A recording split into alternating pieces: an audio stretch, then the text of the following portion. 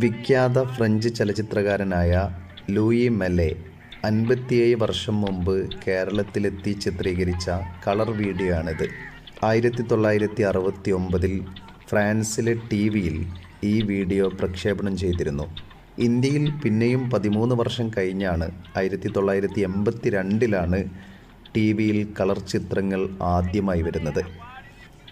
ഇന്ത്യയെപ്പറ്റിയുള്ള 7 ഡോക്യുമെൻറ്റിലെ ഒരു ഭാഗത്താണ് കേരളത്തെ പറ്റിയുള്ള ഈ വീഡിയോ ഉള്ളത്. കേരളത്തിൽ നിന്നുള്ള ഒട്ടേറെ ദൃശ്യങ്ങൾ ഈ വീഡിയോയിൽ നമുക്ക് കാണാൻ സാധിക്കും. കേരളത്തിലെ മത്സ്യത്തൊഴിലാളികളുടെ ജീവിതം, കയർ തൊഴിലാളികളുടെ തൊഴിൽ രംഗം, കർഷകരുടെ കൃഷിരീതി, തോട്ടം തൊഴിലാളികളുടെ തൊഴിൽ രീതി, കർഷക റാലി തുടങ്ങിയവ വീഡിയോയിൽ നമുക്ക് കാണാം. കേരളത്തിൽ അന്ന് EMSൻ്റെ നേതൃത്വത്തിലുള്ള കൂട്ടുകക്ഷി മന്ത്രിസഭയാണ് ഉണ്ടായിരുന്നത്. കേരളത്തിൻ്റെ മുഖ്യമന്ത്രി EMS, മന്ത്രിമാരായ ഗൗരിയമ്മ, CH മുഹമ്മദ് കോയ എന്നിവരുടെ അഭിമുഖങ്ങളും വീഡിയോയിലുണ്ട്. വലിയ കമ്മ്യൂണിസ്റ്റ് നേതാവായ AKGയുമായിട്ടുള്ള അഭിമുഖവും വീഡിയോയിലുണ്ട്. AKGയുടെ ഏക കളർ വീഡിയോയും ഇതാണ്. ലൂയി മെല്ലെയുടെ ശബ്ദത്തിൽ ഫ്രഞ്ച് ഭാഷയിലുള്ള വിവരണമാണ് വീഡിയോയിലുള്ളത്. Les chalutiers ramènent en particulier des crevettes de bonne qualité qui sont traitées dans cette petite usine. L'œuvre est exclusivement féminine. Avec la surpopulation et le chômage qui sévissent ici, rien n'est mécanisé. Presque tous les chrétiens de l'Inde sont concentrés au Kerala. Ils représentent près du quart de la population de l'État. Cette communauté serait très ancienne puisqu'elle prétend remonter à saint Thomas l'apôtre, venu ici d'après la tradition convertir les Indiens.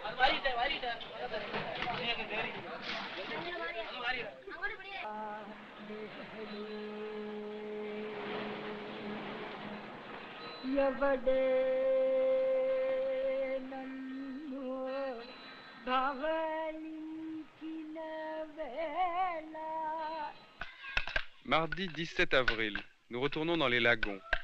Même l'écorce des noix de coco est utilisée. Les villageois la font tremper dans l'eau pendant 6 mois, puis ils la battent pour en détacher la fibre que les femmes ensuite démêlent et filent sur des rouets primitifs. Ce n'est pas une matière de premier choix, mais on en fait de la ficelle ou des nattes grossières.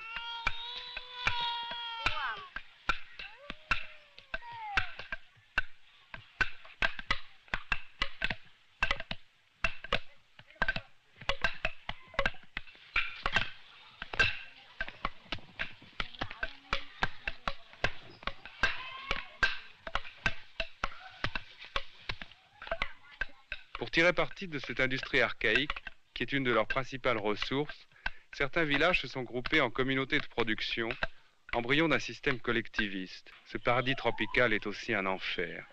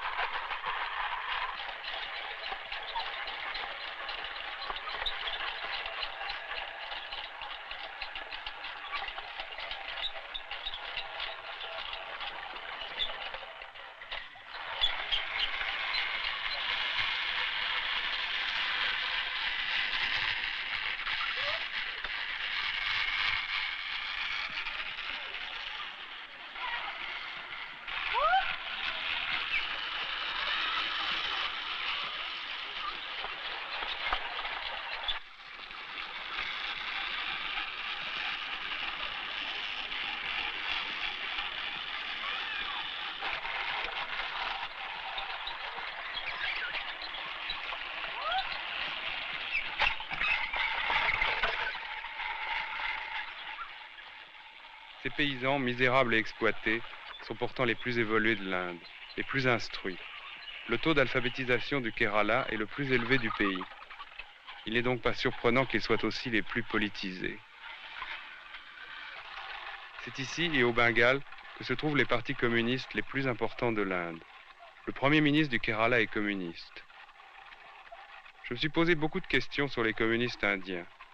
Tout au long du voyage, j'ai interrogé des dirigeants sur leur force réelle dans le pays, leur tactique, leur division en deux grands partis rivaux, qu'on appelle bizarrement ici communistes de gauche et Dimanche 15 avril, grande manifestation communiste à Trivandrum, capitale du Kerala.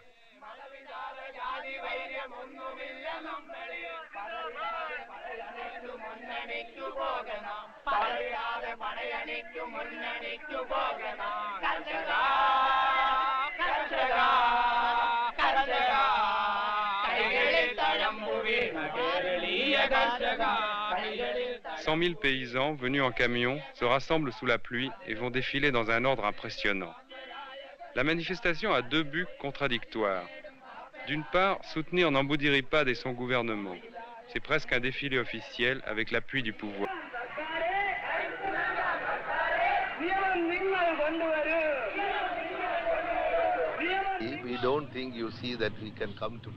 Je ne crois pas que nous arriverons à nos fins dans le cadre de la démocratie parlementaire.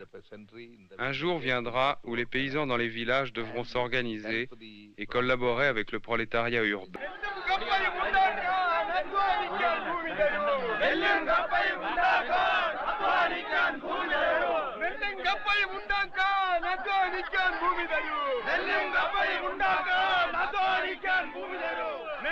Qui ont provoqué cette scission. Certains d'entre nous voulaient collaborer avec le parti du Congrès, le parti qui est actuellement au pouvoir à Delhi. Nous avons rompu avec eux. Madame Gauri Thomas, ministre de l'Alimentation du Kerala, est un exemple pittoresque de... Mohamed Koyas illustre le paradoxe de ce gouvernement de coalition.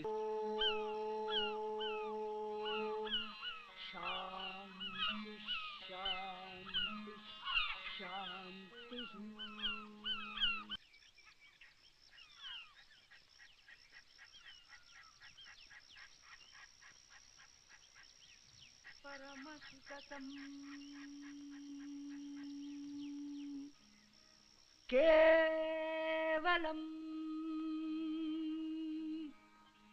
Jnanamutim Dvandvatitam Gagana Shadrusham Tattvamasyadirachyam Yekam Vimalamachalam Sarvadhi. Il s'agit d'en faire partie, de s'y intégrer. Qui nous battons avec le temps dans une course absurde au bien-être matériel et qui ne sommes égaux finalement qu'en solitude. Machine à coudre sur une route déserte.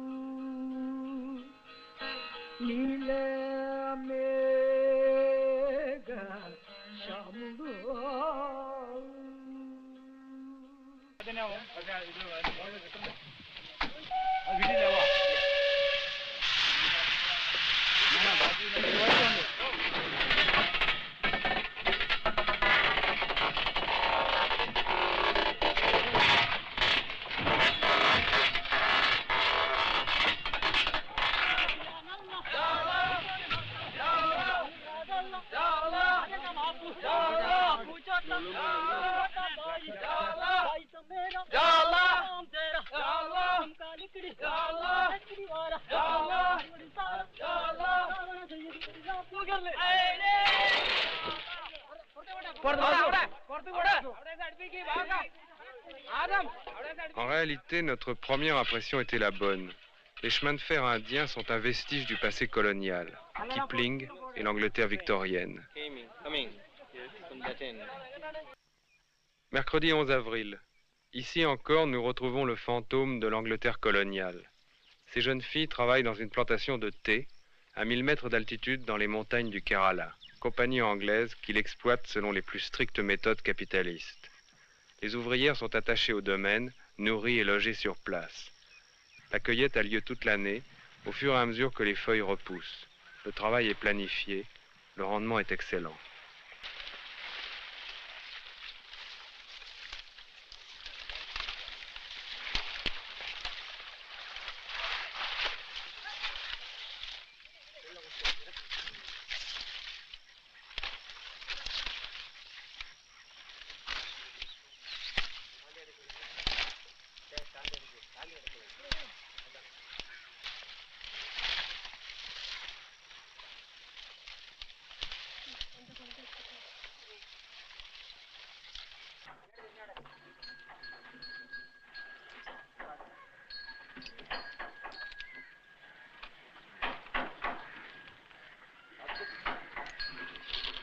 En redescendant vers la côte, nous filmons d'autres éléphants, mais ce sont des esclaves.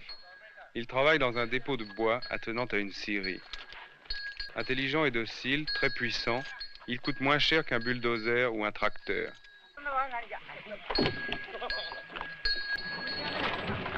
L'Inde du livre de la jungle, l'Inde qui était restée si longtemps le paradis de la vie sauvage, n'échappe pas aujourd'hui à cette règle.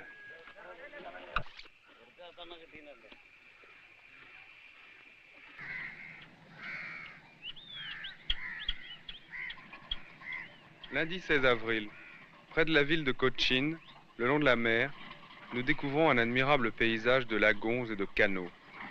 L'eau, les cocotiers, une infinité d'îles forment une nature mouvante où la terre et la mer se mélangent. Un rêve touristique garanti, encore intact pour le moment, mais qui ne tardera sûrement pas à être exploité.